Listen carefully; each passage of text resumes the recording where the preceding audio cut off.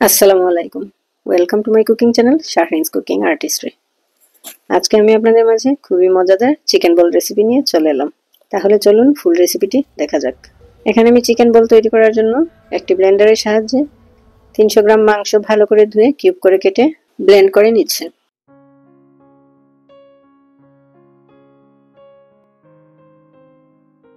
Blend করা হয়ে গেছে। এখন দিয়ে দিচ্ছি 2 পিস ব্রেড। আমি এটাকে ভালো করে পানিতে ভিজিয়ে চেপে পানি ঝরিয়ে নিয়েছি। দিয়ে দিলাম 1 চা চামচ আদা বাটা, 1 চা চামচ রসুন বাটা, 1 চা চামচ কালো গোলমরিচের গুঁড়ো, হাফ চা চামচ সাদা গোলমরিচের গুঁড়ো, স্বাদ মতো লবণ, চিলি ফ্লেক্স 1 চা চামচ, কর্নফ্লাওয়ার 4 চা চামচ,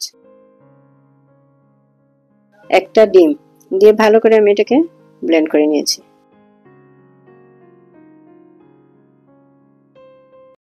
এখন হাতে একটু তেল লাগিয়ে আমি বলগুলো তৈরি করে ফেলবো। খুবই সুস্বাদু এবং মজাদার এই রেসিপিটি এবং বাচ্চাদের জন্য খুবই সহজ একটি রেসিপি। অবশ্যই এটা তৈরি করতে পারেন। সবগুলো বল তৈরি হয়ে গেছে। এখন এদিকে আমি একটি প্যানের মধ্যে পানি দিয়ে পানি বলক আসার সাথে সাথে আমি বলগুলো দিয়ে দিচ্ছি। এখন আমি বলগুলোকে জাল করব। আস্তে আস্তে বলগুলা যখন পানির মধ্যে ভেসে উঠবে তখন আমি বলগুলোকে নামিয়ে নেব।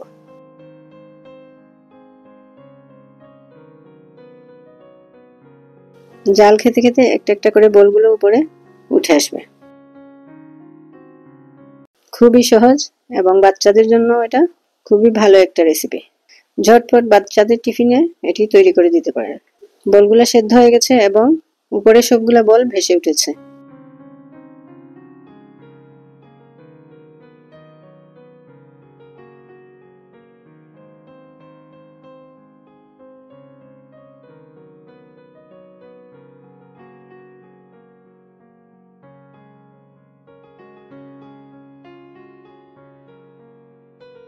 এখন আমি এগুলাকে নামিয়ে নেব।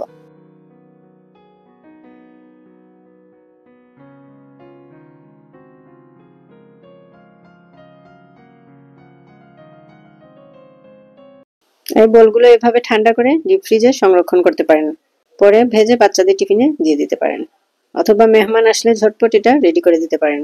খুবই সফট হয়েছে। এদিকে আমি একটি প্যানের মধ্যে দিয়ে দিলাম পরিমাণ মতো তেল। চিকেন বলগুলোকে আমি হালকা বাদামি রং করে ভাজবো, খুব বেশি ভাজবো না, না হলে একটু শক্ত শক্ত হয়ে যাবে।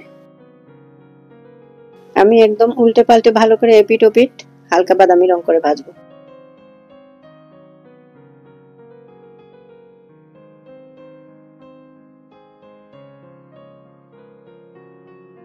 বলগুলো হয়ে গেছে।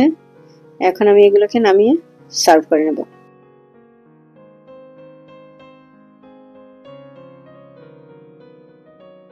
খুবই সফট হয়েছে। এখন আমি একটি শাসলিক কাঠির মধ্যে বলগুলোকে ঢুকিয়ে দিচ্ছি। দেখতে কেমন হয়েছে এবং রেসিপিটি কেমন লেগেছে অবশ্যই কমেন্ট করতে ভুলবেন না প্লিজ। রেসিপিটি যদি আপনাদের ভালো লেগে থাকে তাহলে লাইক, শেয়ার ও কমেন্ট করতে ভুলবেন না, এবং ফেসবুক থেকে যারা দেখছেন তারা একটা ফলো দিয়ে আমার সাথে থাকবেন, আর ইউটিউব থেকে যারা দেখছেন তারা একটা লাইক, কমেন্ট ও সাবস্ক্রাইব করে আমার সাথে থাকবেন, এবং আপনাদের ফ্রেন্ডস ও আত্মীয় স্বজনের মধ্যে রেসিপিটি শেয়ার করতে পারেন। পরবর্তী রেসিপি দেখার আমন্ত্রণ রইল। আল্লাহ হাফেজ।